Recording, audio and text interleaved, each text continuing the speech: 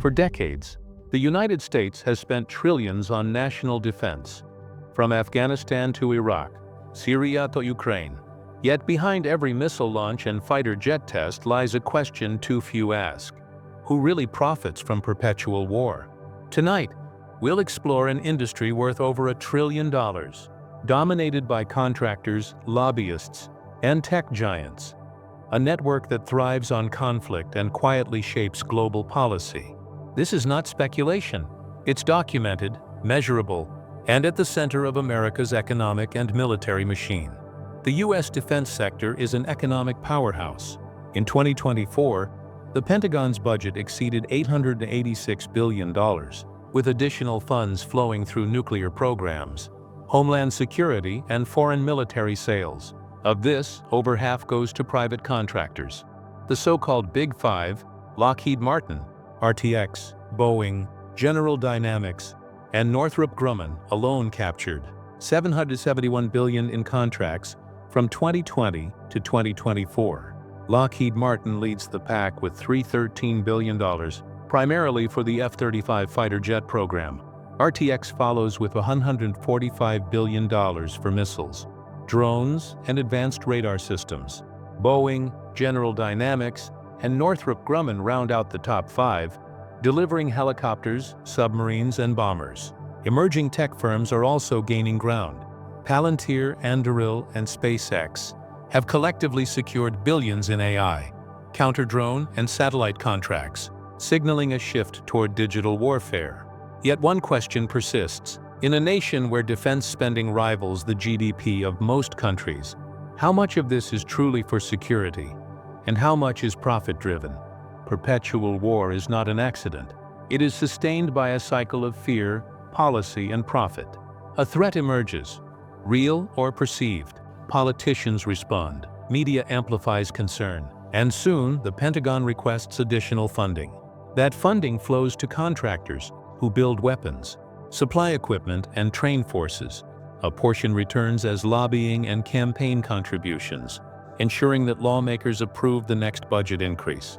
This loop has created a system where conflict becomes economically advantageous, not just strategically necessary. Stock prices for defense firms rise with every military engagement.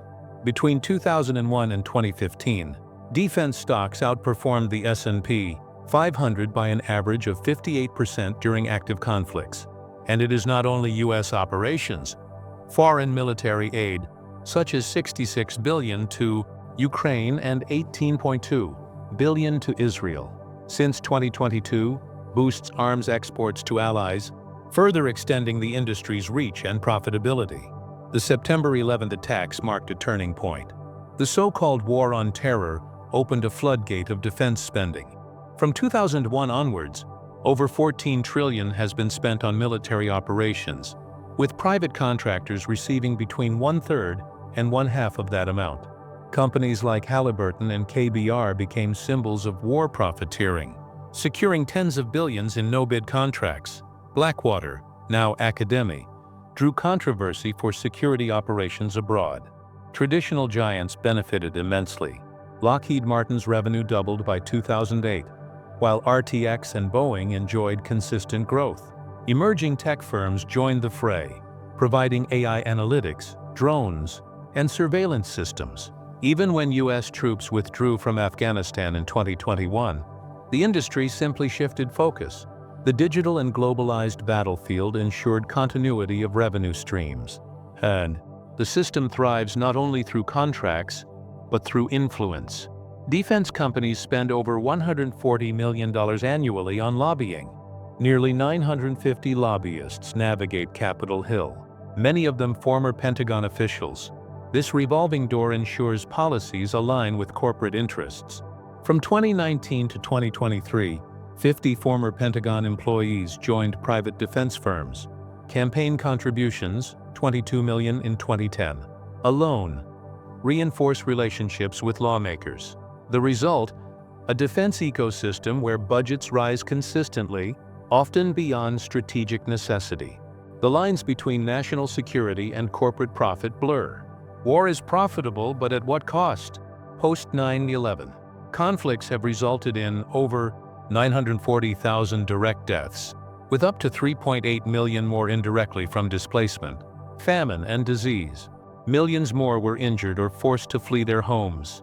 Meanwhile, contractors prosper. Defense dividends and stock buybacks rose 73% from 2000 to 2019. Lockheed, RTX, and Boeing consistently outperform the market during conflict periods. Even reconstruction efforts have been controversial. Halliburton's Iraq operations totaled $39.5 billion, with accusations of overcharging and cronyism. The human cost contrasts sharply with the financial gain, a stark reminder that in this system, lives and profits are often measured on separate scales. Technology is redefining war. Palantir's AI platforms, Anduril's counter-drone systems, and SpaceX's Starlink satellite networks represent the next frontier of defense. Cyber warfare, autonomous drones, and orbital surveillance are now as critical as tanks and fighter jets. The global defense AI market alone is projected to reach $13 billion by 2030. Big tech companies are partnering with the Pentagon, supplying cloud infrastructure and analytics. This integration of technology ensures that defense profits are no longer solely dependent on traditional weaponry. The industry is moving toward information dominance, and the financial rewards are immense. The U.S. leads global arms sales, controlling roughly 37% of the market. Russian, Chinese, and European firms also benefit from regional conflicts, but U.S. dominance ensures a consistent flow of capital. The top 100 defense firms worldwide report combined revenues exceeding $600 billion, with U.S. companies holding 6 of the top 10 positions. Yet these profits mask devastation. Post-9/11 wars displaced 38 million people and caused $8 trillion in damages. Critics argue that unproductive military spending crowds out social investment, affecting education, healthcare, and infrastructure. This is not a new phenomenon. President Dwight D. Eisenhower warned of the military-industrial complex in 1961. History shows repeated patterns. World War I companies profited massively from irrelevant equipment. Civil War contractors sold substandard goods, and the Cold War fueled a permanent arms buildup. Today, the pattern continues, only in more sophisticated forms, combining traditional manufacturing, high-tech innovation, and global finance. The ethical questions are profound. Can democracy function when national policy is influenced by corporate interests? How can peace be valued when war fuels the economy? Are we investing in security or in profits disguised as security? While proponents argue defense spending protects lives and drives innovation, critics warn that unchecked, power and profit motives risk normalizing conflict as a permanent state. The future of warfare will be digital, automated, and globalized. AI, drones, cyber operations, and space systems will dominate the battlefield. This evolution promises efficiency and deterrence, but also consolidates influence in the hands of a few corporations and tech giants. Public oversight will be crucial to prevent conflicts from being prolonged for profit. The trillion-dollar defense industry is here to stay. But the question remains, can a nation maintain security without sacrificing its democratic and ethical principles? Who profits from perpetual war? Corporations, investors, and politicians, certainly. Ordinary citizens and soldiers? Often the cost is borne silently. The trillion-dollar defense industry continues to operate efficiently, quietly, and profitably until we confront the system. The machine will keep turning, raising a profound question. When does defense become dependency? This is iFront USA, where facts lead the truth.